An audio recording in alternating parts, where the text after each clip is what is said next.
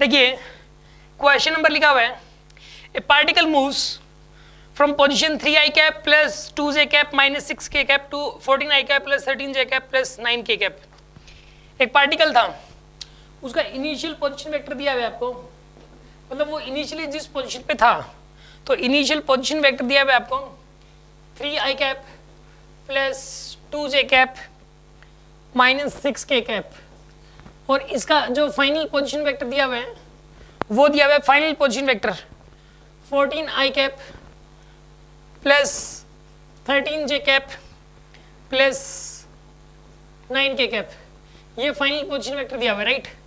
एक होता है इसका डिस्प्लेसमेंट वेक्टर, इसका जो डिस्प्लेसमेंट वेक्टर है इसको ना मतलब एस लिख सकते हो, एस, ठीक है ना, या वेक्टर डी लिख सकते हो, वेक्टर डी। वेक्टर डी का मतलब क्या होता है, डिस्प्लेसमेंट वेक्टर होता है, या फिर वेक्टर एस, वेक्टर एस का मतलब होता है डिस्प्लेसमेंट वेक्टर। देखो सबसे पहली बात तो इसका मतलब क्या है, सुन लो आप। ये कह रहा है कि एक पार्टिकल का पहले पोजीशन वेक्टर ये वाला था, अब उसका पोजीशन वेक्टर ये है, ठीक है ना, और उस बॉडी के ऊपर उस पार्टिकल पे लगने वाला फोर्स भी बताया गया है इसमें। उस पार्टिकल के ऊपर लगने वाला जो फोर्स है वो है 4i कैप, ठीक है, plus j cap plus 3k cap. ये न्यूटन के अंदर इसने बोला है, न्यूटन में है ये, ठीक है ना। If the displacement is in metres then the work done will be, ये सारे मीटर्स में है, मतलब आप इसके आगे मीटर लगा सकते हो और इसके साथ में आप यहाँ पे मीटर लगा सकते हो।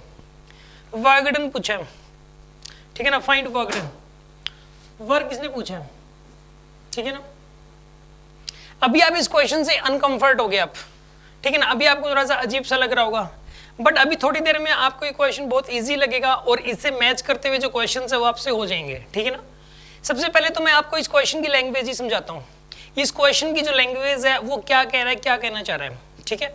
देखो एक पार्टिकल का इनिशियल पोजीशन वेक्टर ये है, फाइनल पोजीशन वेक्टर ये है, इसका मतलब क्या है, पोजीशन वेक्टर क्या होता है सर पहले तो यही क्लियर करो कि पोजीशन वेक्टर का मतलब क्या है और ये पोजीशन वेक्टर चेंज कैसे हो गया सर, ठीक है ना। तो उस केस के अंदर ये वर्क डन निकालने की बात तो बहुत बात की है, ठीक है ना। तो पहले तो पहला क्वेश्चन ये आता है कि what do you mean by position vector. At second ये है कि सर पोजीशन वेक्टर उसका चेंज कैसे हो गया, चेंज होने के बाद ये हो गया, इसका मतलब क्या है, और इससे हम डिस्प्लेसमेंट कैसे निकालें, डिस्प्लेसमेंट वेक्टर कैसे निकालें, ठीक है, और वो फिर बाद में वर्क डन तो निकालना ही है, राइट। तो कई सारी बातें माइंड में आ रही हैं इसके अंदर, ओके। तो सबसे पहले तो पोजीशन वेक्टर का मतलब क्या होता है सुन लो। सपोज देखो आपको पता ही है कि यहाँ पे जैसे कि सपोज ये एक्स एक्सिस है, राइट, और यहाँ पे ये वाई एक्सिस है, ये वाई एक्सिस है, ओके। तो यहाँ पे ये ओरिजिन है, तो ओरिजिन को हम 0,0 बोलते हैं, 0,0,0। यहाँ पे जेड एक्सिस भी है, ठीक है ना, here Z axis is given like this, ये जेड एक्सिस भी है और इसके कोऑर्डिनेट्स हैं 0,0,0, ये ओरिजिन है, राइट। ये एक्स एक्सिस है, ये वाई एक्सिस है और यहाँ पर ये जेड एक्सिस आपको दिया हुआ है, राइट। और इसके अंदर देखो इसका मतलब ये है कि पहले जो इनिशियल पोजीशन वेक्टर ये दिया हुआ है, इस बात का मतलब ये है कि वो पहले शुरू में 3,2,-6 पे था। इसका मतलब सिर्फ ये है कि वो पार्टिकल पहले इधर कहीं था और जहाँ पर भी था वो, ठीक है ना, उसके कोऑर्डिनेट्स थे 3,2,-6, उस जगह के कोऑर्डिनेट्स ये थे, इसका मतलब ये है, ठीक है। तो सर इनिशियल पोजीशन वेक्टर बोलेंगे किस चीज़ को, ओरिजिन को अगर हम इस पॉइंट से मिला दें ऐसे और यहाँ पे एरो बना दें तो इसको इनिशियल पोजीशन वेक्टर इसको बोलेंगे हम, इनिशियल पोजीशन वेक्टर, ठीक है ना। अगर फाइनल पोजीशन वेक्टर का मतलब क्या है, फाइनली ये जो पार्टिकल है ये 14,13,9 पे पहुंच गया हूँ, ठीक है ना। फाइनली यहाँ पे उससे यहाँ पे पहुंच गया हूँ, ठीक है ना। और यहाँ पे इसके जो पार्टिकल इसके जो है मतलब कोऑर्डिनेट्स वो क्या है बताइए, तो वो कोऑर्डिनेट्स 14,13,9 सपोज यहाँ पे पहुँच गया ये, ठीक है ना, ये यहाँ पे पहुँच गया। अब अगर इस पोजीशन को ओरिजिन से मिला दें हम, then this is the final position vector, this is the final position vector, just एक सेकंड। इसके अंदर जो है ना, इसका मतलब ये है कि यहाँ पे ये जो फाइनल पोजीशन वेक्टर है यहाँ पे, इसके अंदर this is the final position vector, right. यहाँ पर ये फाइनल पोजीशन वेक्टर है, this is the final position vector, ठीक है। इसके अंदर यहाँ पे this is the final position vector, this is the initial position vector, right. अब सुनो इसके अंदर जो है ना, यहाँ पे ये 3,2,-6 है, ये शुरू में यहाँ पे था पार्टिकल, ठीक है। अभी पार्टिकल कहाँ पे है इसके अंदर, यहाँ पे अभी पार्टिकल 14,9 के ऊपर है पार्टिकल, राइट। पहले यहाँ था अब यहाँ पर है। ये इसलिए इनिशियल पोजीशन वेक्टर ये है, फाइनल पोजीशन वेक्टर ये है। अगर हम इन दोनों को मिला दें ऐसे तो इसको बोलेंगे डिस्प्लेसमेंट वेक्टर, ठीक है ना। अगर हम इसको और इसको मिला दें then this is called displacement vector, इसको डिस्प्लेसमेंट वेक्टर हम बोलते हैं, राइट। इसको डिस्प्लेसमेंट वेक्टर बोलेंगे अगर हम इस पोजीशन को इस पोजीशन से मिला दें तो, ठीक है ना। अब ये डिस्प्लेसमेंट वेक्टर निकालते कैसे हैं, इसको निकालने का वे होता है, मैं आपको बता देता हूँ how to find the displacement vector. इसके लिए फॉर्मूला होता है final position vector minus initial position vector, this is the formula, you have to learn this, ये आपको लर्न करना पड़ेगा कि डिस्प्लेसमेंट वेक्टर होता है final position vector minus initial position vector, ये दोनों ही देने पड़ेंगे सामने वाले को, और वहां से निकल के आएगा displacement vector, you have to learn this, ठीक है ना। अगर मैं आपको यही वाली बात वेक्टर्स के दौरान बताता तो थोड़ा सा मतलब ऐसा लगता थ्योरी याद कर रहे हैं हम लोग, समझ रहे हैं। अब आपके सामने क्वेश्चन आया, ये हो नहीं पाया, अब हाउ टू सोल्व दिस, उसके लिए मैं आपको ये चीज़ याद करवा रहा हूँ, तो हो जाता है कि यार ये क्वेश्चन सोल्व करना है तो हमें कुछ लर्न करना पड़ेगा, ठीक है ना। तो आपको मतलब लेकिन अब प्रॉब्लम नहीं आएगी, अब आपको पता लग गया कि इनिशियल पोजीशन वेक्टर क्या होता है, फाइनल पोजीशन वेक्टर क्या होता है, और उन दोनों का यूज करके डिस्प्लेसमेंट वेक्टर कैसे निकालते हैं, ठीक है। अब सुन लो, अब डिस्प्लेसमेंट वेक्टर कैसे निकालेंगे हम, इसके लिए दिस माइनस दिस करोगे आप, ठीक है। मतलब ये हुआ कि 14 आई कैप प्लस 13 जे कैप प्लस 9 के कैप, इसमें से माइनस करोगे आप किसको, 3 आई कैप प्लस 2 जे कैप माइनस 6 के कैप को, इसको माइनस करोगे आप, और इसको माइनस करने के बाद आएगा 14 में से 3 गया, ये आएगा 11 आई कैप, 13 में से 2 चला गया, 13 में से 2 गया तो ये भी 11 आई कैप ही आएगा, 11 आई कैप, और 9 में से 6 गया, नहीं माइनस माइनस प्लस हो जाएगा, ये माइनस माइनस प्लस, 9 और 6 15 हो जाएगा, प्लस 15 के कैप, ये आपके पास आ गया डिस्प्लेसमेंट वेक्टर आ गया, ठीक है। अभी आपने डिस्प्लेसमेंट वेक्टर निकाल लिया, राइट। अभी डिस्प्लेसमेंट वेक्टर तो आ गया, बट इसमें वर्क पूछा गया है।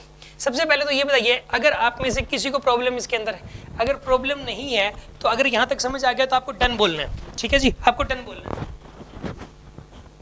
सर वहाँ लास्ट में 11 क्या कह रहे हो लास्ट में? सर लास्ट में 11 जे कैप नहीं आना चाहिए वहाँ। ओके हाँ ठीक है, मैंने मिस्टेक कर रखी है, ये मैंने जहाँ जे कैप था वहाँ पे बाय मिस्टेक आई कैप लिख दिया, यहाँ पे जे कैप आएगा, ठीक है, 11 जे कैप आएगा, ठीक है।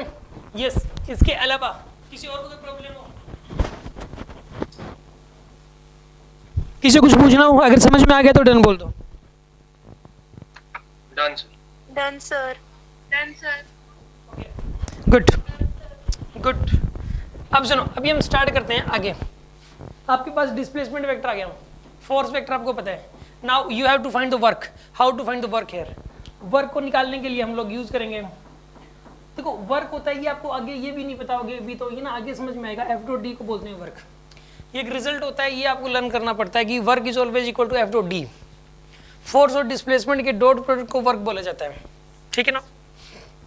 वर्क डन की डेफिनेशन ये होती है कि it is defined as a dot product of force and displacement. Sir एक बात बता, ये कहाँ से ले आई सर ये चीज, ये आपने बताई ही नहीं थी और क्वेश्चन इसका डीप में था, सर हमसे कैसे होगा।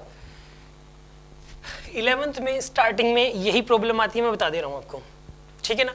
शुरू में क्योंकि ना कुछ चीज सारी एक्चुअल में फिजिक्स सारी मिली जुली है, तो जो आगे जो चीजें पढ़ाई जानी है वो अब यूज ना हो ऐसा हो ही नहीं सकता, और आगे जो चीजें पढ़ाई जानी है वो सारी की सारी चीजें मैं आपको पहले बता दूं वो भी पॉसिबल नहीं हो सकता, ठीक है। तो पता नहीं कौन सी जो चीज आती रहेगी वो बताता रहूंगा मैं आपको। बीच में टॉर्क आ गया था, बच्चा बोलता सर ये टॉर्क क्यू क्या लिख रखा है। अरे मैंने कहा भाई टॉर्क क्यू नहीं है, टॉर्क बोलते हैं इसको, ठीक है ना। बीच बीच में वो आ गया था, क्या बोलते हैं, स्ट्रेस आ गया था, यूनिट एंड डायमेंशंस के अंदर स्ट्रेन आ गया था। तो 11th के स्टूडेंट को थोड़ी सी प्रॉब्लम आती ही है, ठीक है ना।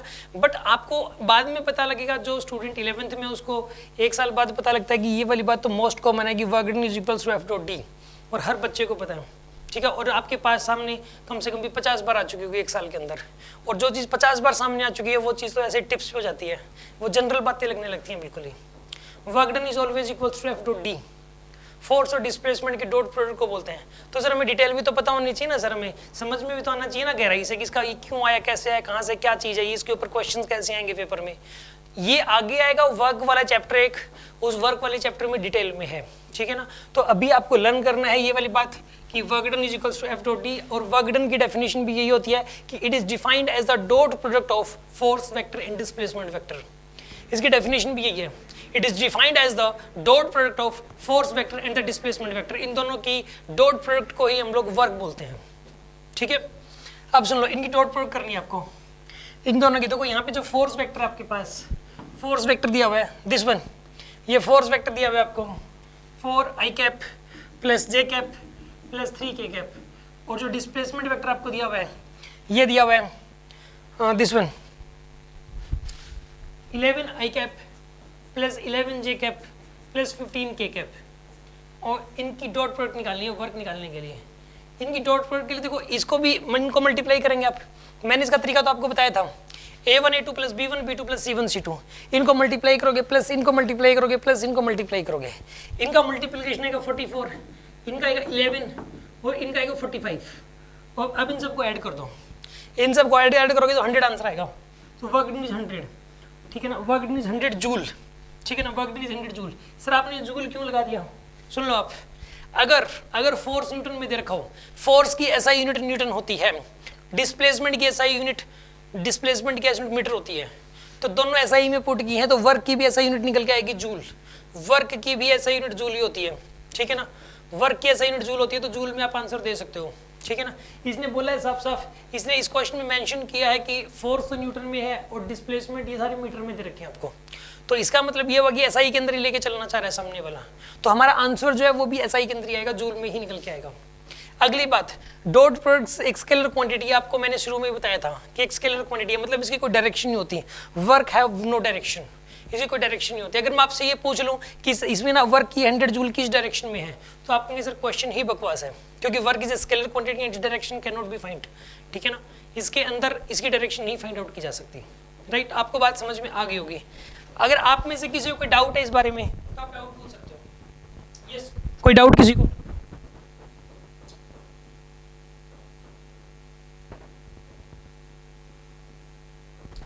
अगर आपको समझ में आ गया तो डन बोल दो। Done sir. Done sir. Done sir. Done sir. Okay, very good.